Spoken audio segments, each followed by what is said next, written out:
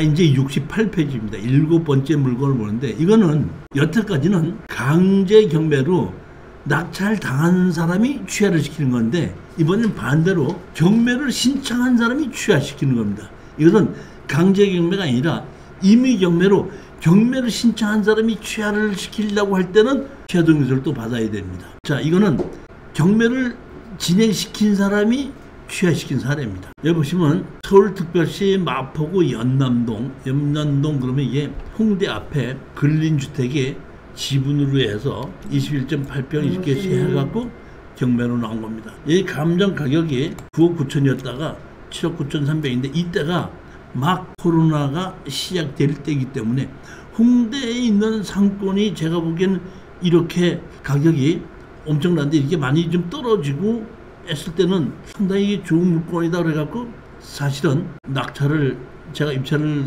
들어가서 낙찰을 받았는데 이 코로나가 이렇게 오래 걸릴 줄은 꿈에도 몰랐고 만약에 이게 낙찰을 받았다 그랬으면 상당히 어려웠을 거라고 생각해. 이게 대출을 좀 받아야 되겠다 생각을 했었는데 근데 마침 경매로 집어넣으신 분이 연락이 와서 취하를 시켜달라고 그러더라고요. 자, 보시겠습니다. 근저당 설정을 해서 여기 있고 임의 경매로 해서 2억 9천7백 이렇게 집어넣는데 여기 근저당 설권자가 이렇게 청구를 해서 이걸 경매로 집어넣은 겁니다. 봤더니 여기 내용이 박 누구가 이걸 갖고 있던 거를 상속을 했습니다. 상속을 했는데 박 이렇게 해서 상속을 했죠. 상속을 했는데 보게끔 되면 증여 예약을 해놨습니다. 뭐한테? 설정 계약을 해놓고 증여 예약을 해놓고 설정 계약을 해놨습니다. 누구한테? 김현식한테. 그러니까 이거를 주면서 이 사람에게 증여 예약을 하면서 그 대신에 설정을 해준 겁니다. 이렇게 해서 지냈는데 여기 보면 여기에 2층 건물에 이렇게 대로변에 평양집 이렇게 돼 있고 뒤쪽에는 이렇게 카페가 좀 만드는 그러니까 그 원래는 홍대 상권의 개인주택인데 거기 상권이 형성이 되다 보니까 뒤쪽으로는 이런 가게를 만들어 놓고 앞쪽으로는 이런 걸 만들어 가지고 세를 주고 있던 이런 물건인데 이것이 지분으로 경매가 나왔는데 저는 이거는 취하될 거라고는 꿈에도 생각하지 않았습니다. 그런데 어느 날 전화가 왔습니다. 전화가 와갖고 한번 만나자 그래서 왜 그러냐 그랬더니 취하 동의서 좀 해달라고 그러더라고요. 그때 제가 취하 동의서 이게 임의 경매잖아요. 임의 경매는 잔금을 내게끔 되면 되기 때문에 취하 동의서가 필요 없는데 아니 왜 취하 동의서를 하려고 했더니 제가 경매를 집어넣은 사람인데 제가 취하를 하려고 합니다. 왜 그러냐 그랬더니 여기 1순위 설정이 이렇게 돼 있지 않습니까?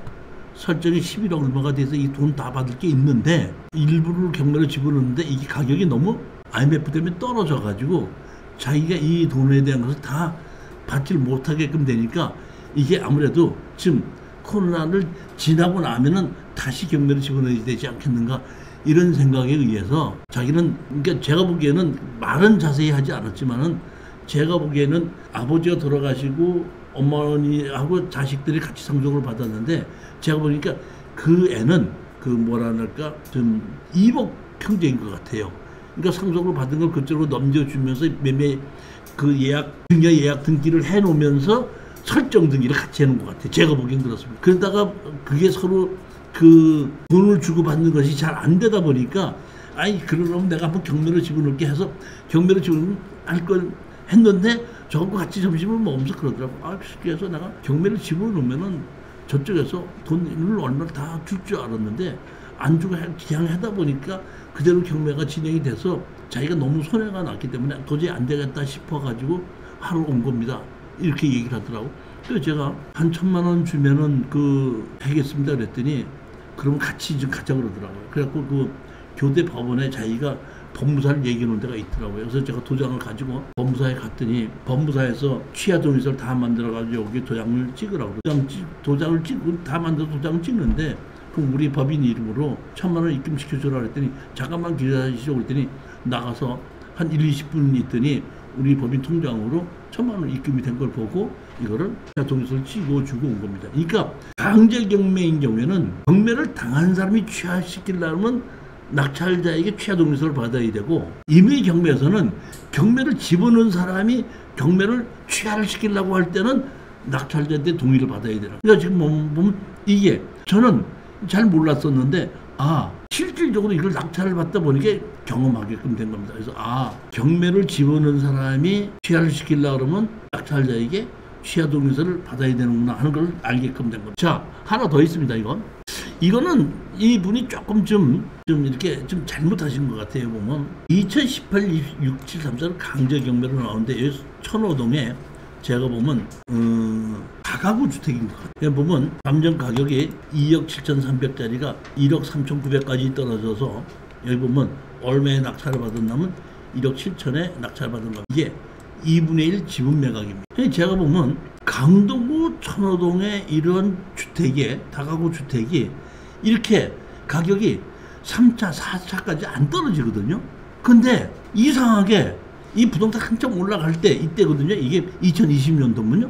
근데도 3차, 4차까지 떨어졌길래 제가 추천을 했는데 우리 수강생이 낙찰을 받은 겁니다. 낙찰을 받았는데 하루는 오더니 그 강의가 끝나고 나니까 제가 오늘 우리 수강생들 다 모시고 식사 대접 한번 하러 가겠습니다 그러더라고. 그래서 오늘 시간이 있으신 분은 강의 끝나고 오면 저하고 가십시다 해갖고 같이 가서 식사를 했는데 왜 식사를 했냐 했더니 제가 이걸 추천해줬는데 낙찰을 받고 잔금을 안 내고 취하 동의서를 써주고 1,000만 원을 받은 거야. 그러고서 그 다음에 강의실에 와서 그냥 1,000만 원 생겼으니까 한번 밥 한번 사겠습니다 해갖고 우리 수강생들 그때 한 7, 8명 가서 같이 저녁을 먹었던 것이 이 사건을 낙찰을 받았던 건데 이게 내용은 이렇게 된 겁니다. 여기 보면 자 보십시오. 여기 대항력이 있는 사람들이 있습니다. 보면 근데 뭘 했죠? 배당 요구했죠.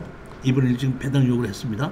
근데 제가 이분이 실수했다는 것은 이겁니다. 보면 소유권을 신누구하고 신누구가 이렇게 두 개를 2분의 1씩 상속을 받아서 했죠. 근데 여기 보면 가등기권자가 신누구 지분을 가등기권자가 누가 했죠? 김누구가 가등기를 해놨죠. 뭐를 했죠? 매매 예약 가등기를 해놨죠. 매매 예약 가등기를 해놨는데 이 사람이 뭘 했죠? 강제경매 실시했죠. 그럼 매매 예약 가등기를 해놨다는 얘기는 이 매매 예약 가등기가 아니고 이거는 무슨 가등기죠? 담보 가등기인데 매매 계약 가등기를 해놓고 강제 경매를 집어넣기 때문에 얼핏 보면은 선순위 가등기가 있는 거야. 그러다 보니까 일반 사람들이 이게 뭐 가등기가 선순위 가등기가 있는 게 아닌가 싶은 생각에 이거를 낙찰을 입찰에 들어가지 않다 보니까 이게 4차까지 떨어진 거예요. 아니 서울시 강동구 천호동에 4차까지 떨어지는 집이 어디 있냐고요. 4차까지 떨어진 거예요. 그랬더니 낙찰을 받았더니 그분이 오더니 이거 손해가 너무 나서 안 되겠으니까 그 취하 동의서 좀 찍어주시려 하길래 무조건 자기도 잘 몰랐는데 그럼 1,000만 원 주시면 해드리겠습니다. 했더니 1,000만 원 드리겠습니다 해갖고 1,000만 원을 받고 취하 동의서를 써줬던 것이 이 사건이 됐는 얘기. 그러니까 지금 아까 경매를 집어넣은 사람이 취하를 시키려고 할 때는 취하 동의서를 해야 되고 경매를 당한 사람이 잔금을 내서 취하시키려고 그러면 낙찰제 동의를 받아야 되는 것이 이렇게 두 가지입니다. 그것은 강제경매에서는 임의경매에서는 낙찰 당한 사람이 그냥 잔금 내기 전에 잔금 내버리면 그냥 취합돼 버립니다. 근데 강제경매인 경우에만 잔금을 내서 취하를 시키려면은 낙찰자한테 동의를 받아야 되고 임의경매에서는 그대로 경매로 집어넣으면은 경매를 집어넣은 사람이 취하를 시키려고 할 때는 낙찰자한테 동의를 받아야 된다.